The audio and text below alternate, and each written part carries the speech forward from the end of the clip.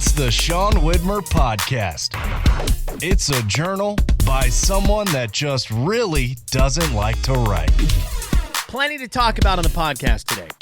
We are going to talk a lot of college football 25 because there were some comments made about the college football video game franchise that we need to respond to. Kelly's What Are You Into is going to take us to the television, the boob tube, for something that I've been tipped off to that I'm rather interested in and enjoying. And we're going to rewind time to when you were 12 years old. So be thinking of, remember when you were 12 years old. Think about that right now. We'll get into that.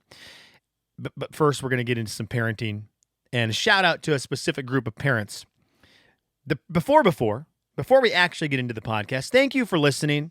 Thank you for supporting the podcast by downloading it or listening to it on whatever platform you're listening to it on, or going to the YouTube and watching it on YouTube. I really appreciate it. We just do some podcast stuff real quick. 2022 was the year of trying to get the podcast to 100 ratings on iTunes, on the Apple Podcasts, on Apple Podcasts. And we did it on December 27th, just moments before the new year. We got our 100th review. And so that was very cool because that was one of those things that we're just trying to build a little credibility to the podcast so that if someone stumbled upon it, they looked at it on iTunes, they would see that, oh, there are enough reviews on here of people who have liked the podcast to give it a little bit of validity. And that was a big deal. 2023, the podcast, I was really just trying to dial in on 3 days a week, being consistent with the podcast. I think for the most part, that is the case, especially the second half of the year. And that was the focus of that. This year, the focus is to grow the podcast. And that is a very difficult goal and a very difficult task. And it's the hardest one so far. And it will be the hardest one. And we'll see what happens this year. You know, I thought we could get to 100 ratings in 2022. Last year, I thought I could be more consistent. This year's going to be very difficult because now it's breaking through some barriers and just trying to get some plateaus for success of the podcast and just grow it a little bit. So the thing that sucks, and I'm just right in the middle of something that I'm not a huge fan of, but I'm doing it. If you follow me on social media, I'm just bombarding my social medias with clips of the show, which maybe you like, maybe you absolutely hate. I'm hoping that they're not the only thing in your feeds, so they're not annoying, but I'm sure they are annoying to a lot of people, but that's what it's going to take to grow the podcast. Just a clip from each episode and throwing it up on, in Instagram, on Facebook, I've logged back into Facebook. I've reactivated my account to try to just build the podcast. And we'll see how it goes. What I would ask is if there's a clip that you like, maybe there was an episode of the podcast you really enjoyed, and there's a clip you liked, and you see it pop through, if you share it, that'd be cool. However you do it, send it to someone or whatever it might be. If you're on TikTok, share it to someone on TikTok, Instagram, share it there, whatever. That'd be cool. That would be what I would ask for this year. Now, that's a hard ask. It's way harder than rating the show because it means you actually have to like the clip. Because I think we all like our social media accounts, and you want it to be, legit. And you don't want it to be bogged down with some crap. So, again, if there's an episode you like and you want to share the podcast, if you see a clip you like, that'd be cool if you shared it. This year's about growth with the pod. Okay, shout out to a specific parenting group. And this is going to be a parenting group. I'm going to draw the line at like 2005. If you were a parent before the year 2005, how in the world did you parent without technology? How did people do this? This is an absolutely mind-boggling idea for me. Parenting without technology. So my son had a day yesterday. He had a day. He woke up grumpy. He went through breakfast grumpy. We took my daughter to school. He was grumpy on the way there. On the way back, he was grumpy. We got home. I'm trying all the tricks, playing with all the toys that I know he loves, diving into Olivia's toys that I know he can't play with. Normally, that will win him over when she's not there. That's not working. He is grumpy. So I know there's one thing that's going to make him happy, but I'm trying to hold out as long as possible before we tap into that because I want to like butt that up to his nap time. So I'm not doing this and then coming home and he's just grumpy again. We ended up doing this thing, and sure enough, it worked. and that is going to Target and walking the toy aisles. As he calls it, touching toys. I want to touch toys. So we'll go to Target and I'll throw him in the little kid aisle, and sure enough, he'll walk around, and there's the pianos, electric pianos you can mess around with that he'll play. Drums he'll hit. There's the little steering wheels that he grabs, and he's Lightning McQueen, and he's turning, and he's got the throttle and stuff because, all cars have throttles. And so he's loving it. And he's different than my daughter in that he believes the toys that are at Target are Target's toys and doesn't understand the concept that they're for sale. My daughter, she's there, she knows, I want to buy one and bring it home. Huck doesn't get it. He's just like, let me go play with Target's toys. That was so much fun. Now let's go home to my toys. And it was a success. But I don't know how parents parented without technology, because I can stand in Target for an hour or 2 hours and watch my kid play with the same 5 toys from one to the other for an hour and a half because I have my phone, my AirPod, I've got music, I've got a podcast, I'm doing Marco Polos with friends. I can survive as a parent because of technology. What did parents do before that? Did they play with the toys? Did they just read the boxes? Did they just look at the ceiling? You had to be a real one to take your kids shopping and walk the toy aisles in 1990. You had to be a real one. So kudos and shout out to those parents. I don't know how you did it. The park is another one.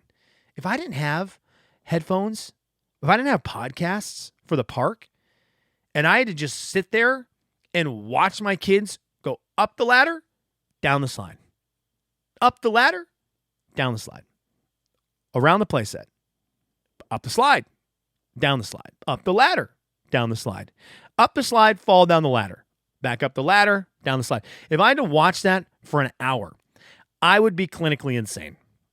But I don't, because I've got technology. So I can't imagine. I don't know what you did at the park in the 90s and the 80s before that. I mean, you guys have much more creative brains than I do.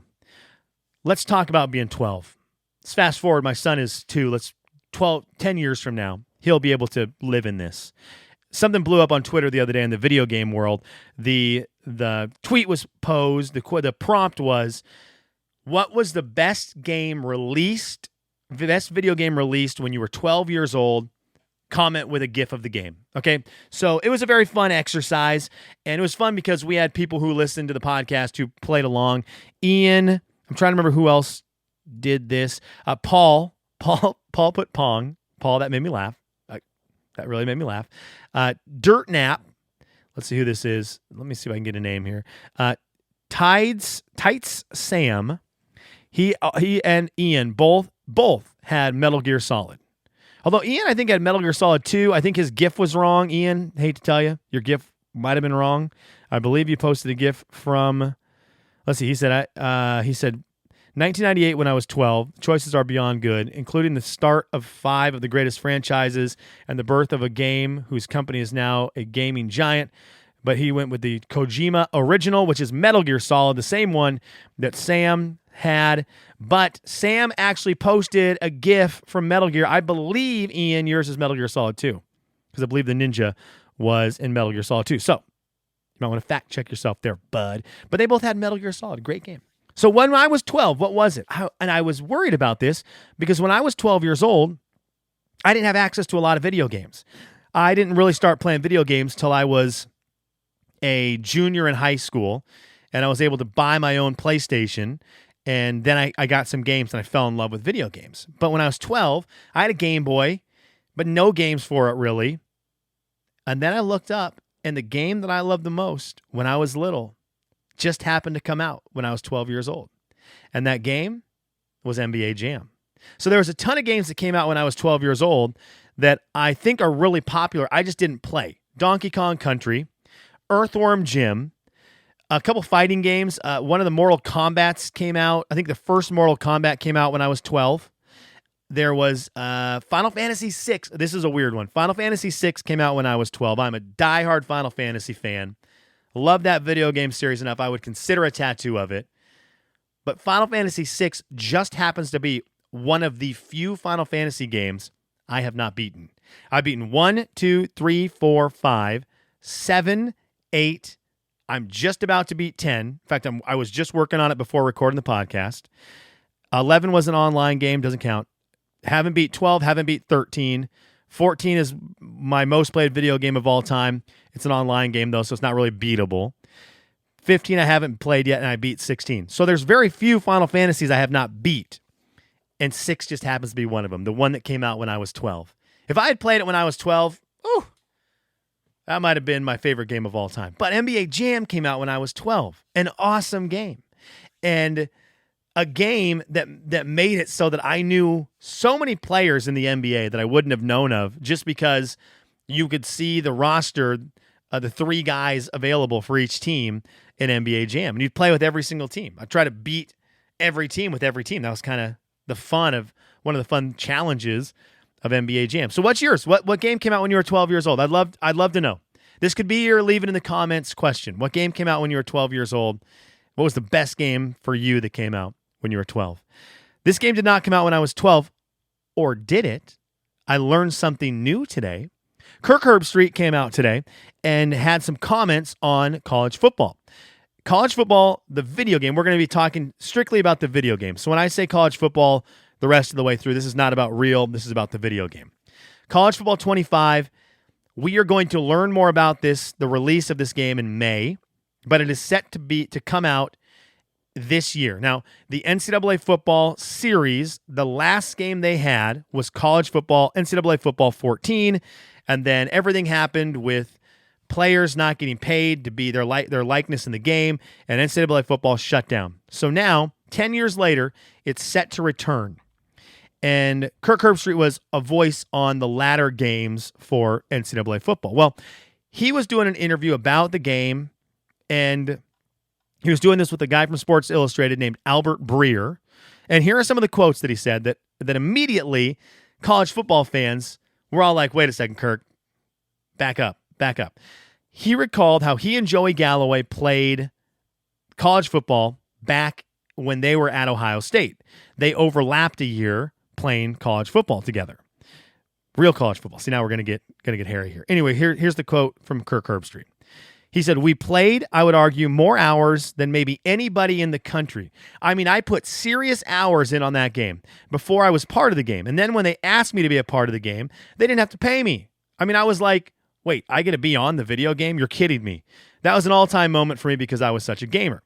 Albert, the interviewer, challenged Herbstreit on his claim of playing the most hours of college football. And Herbstreit responded, "Albert, I love you, bud. But honestly, Joey Galloway and our group set NCAA records for time spent." Kirk, my guy, you don't get to be where you are at in college football's landscape, the voice of ESPN college football, NFL games, calling NFL games on Thursday Night Football. You don't get to be at that level by playing the most college football of anybody in the nation. When you play the most college football of anybody in the nation, you end up doing a podcast from your unfinished basement. That's where that gets you. Okay? So don't even try. But it was fun seeing the people online. All the college football fans rallied because the game was brought up by someone we all respect in the industry, and he claimed to play the most minutes, and we were like, "No, dude. No, we all did." And it's fun because this video game franchise, it's this weird fraternity, it's this weird group, it's this weird family. A family's a better word for it, of people that all did the same thing without knowing it. Because everyone gets on Twitter and they challenge Kirk Herbstreit in a loving way of, I played way more. We all did the same thing in the 2000s and the early 2010s, and everyone thought they were the only ones doing it. We all had notebooks with stats in it. We all had a memory card at one point that would get passed around between friends that had your dynasty on it. We all had the one console at one person's house that everyone would have to go over to their house, play their games. As the game got advanced and it became an online game, we all had the online dynasty text thread that had RTA. Ours was RTA, ready to advance. We all had a text thread that was your notification of I played my game, I'm ready for the next week, and when everyone was done, we advanced the week. We all had it, and everyone was doing this, and everyone thought they were doing it by themselves, but we weren't. That game was enormous, a monster. It was interesting, though, tying it all back to me being 12. I didn't realize this because Kirk Herbstreit said he played the most of anyone, and I thought, no, man, you went to Ohio State with Joey Galloway in the early 90s. That game wasn't around then. So I was trying to poke holes in his story. Little did I know, in 1993, Bill Walsh College Football was released. On Sega Genesis, Bill Walsh College Football was made by EA to parallel John Madden's Madden NFL.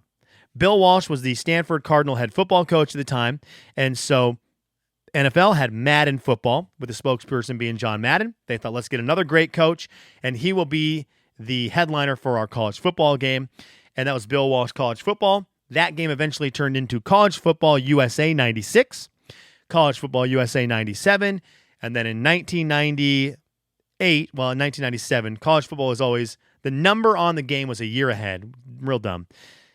NCAA Football 98 was released, and that is where we began the long time coming for great college football games.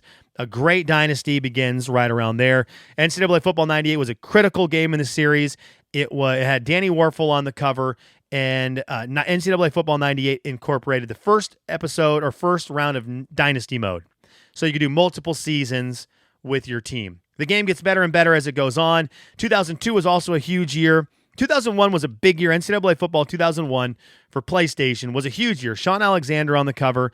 It had create a player, create a school. It added custom leagues, custom tournament, fully customizable season and dynasty mode. It was crazy.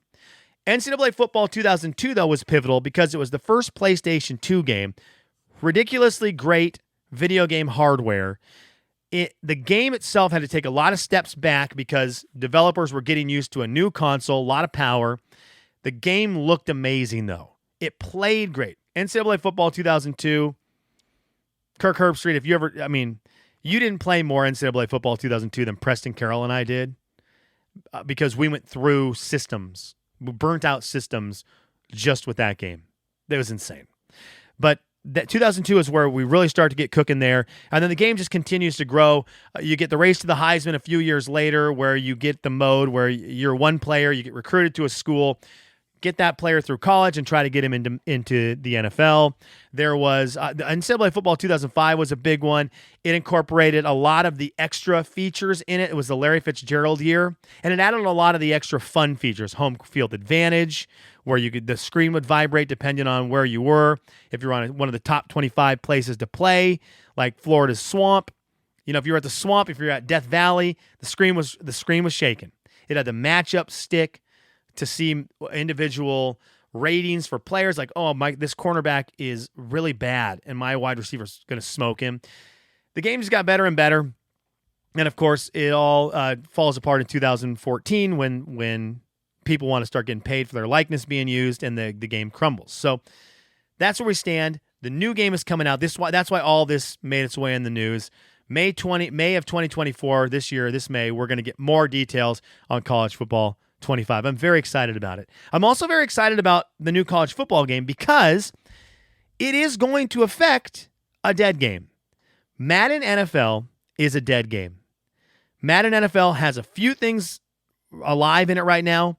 Jordan Seth, shout out to you. You still play the head-to-head competitive mode on Madden. Outside of that, man, that game, it's got Ultimate Team. And Ultimate Team kind of killed Madden. NCAA football went away after NCAA 14. Madden was getting the ball rolling with Ultimate Team. Ultimate Team for Madden is a cash cow for EA at the time. It's making a ton of money. This is not Dynasty mode. This is not on online head-to-head for rankings mode. It's the card collecting mode inside of Madden. People are paying big bucks to buy packs of cards, and it is a huge moneymaker for EA.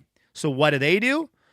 They give up on the rest of Madden, and the franchise mode suffers first drastically. There's no updates to franchise mode. They give up. They freeze franchise mode and they just continually put the same franchise mode in, no new features for years and years and years. The gameplay begins to deteriorate in Madden because they just didn't care.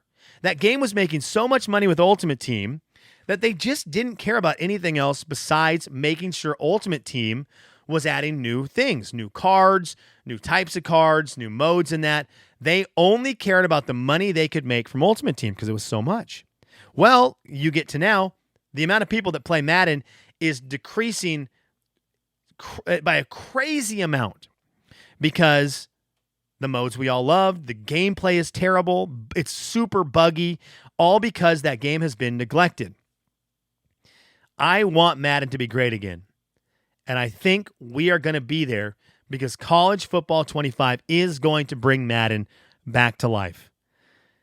One of the big things with college football is the dynasty mode, and it is having your college, bringing in your recruits, getting them through college, advancing them to from a medium or decent player to a great player, and then transferring those players into Madden and playing through these guys that you recruited and you played with in college, playing their careers out in Madden.